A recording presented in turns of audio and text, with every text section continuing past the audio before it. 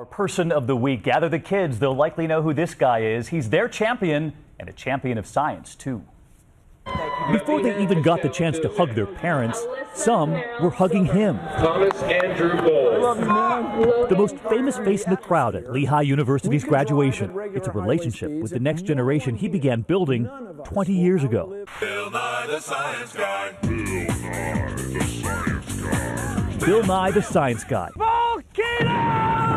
The children who learned about volcanoes, about the science behind what really happens to your heart, flying with the Blue Angels, about why you really cry from those onions. That's where the tears drain from your heart. It turns out those children have not forgotten who they learned from. Is this Bill Nye? Yeah. No! While we were with him, it wasn't long before we were taking photos for his fans. When I talk to the camera, I do my best to talk to one person. I'm talking to that kid that I want to influence. I want him or her to get excited about this thing that I'm so excited about. Bill Nye was inspired by his own parents. His father, a Japanese prisoner of war in World War II, 4 years captive. So here's the sundial. Creating a sundial to keep track of time while in prison. He would take the shovel handle and cast a shadow with it. He lived through it and brought back this interest in sundials with him.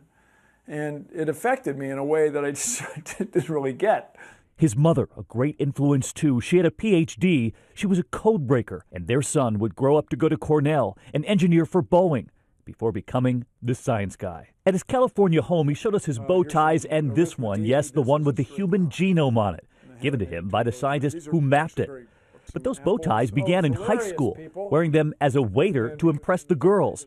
And then, as with everything, a discovery. The bow tie does not slip into your soup. It does not flop into your flask.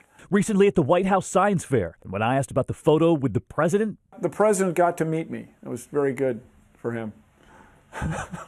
But in front of those Lehigh graduates, one thing he wasn't joking about. You all know more physics than Isaac Newton.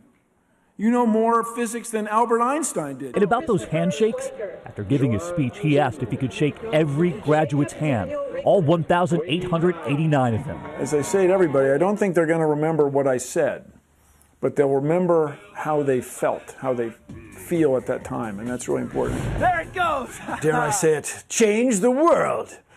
Yeah, I really feel that way, that everybody can make the world better.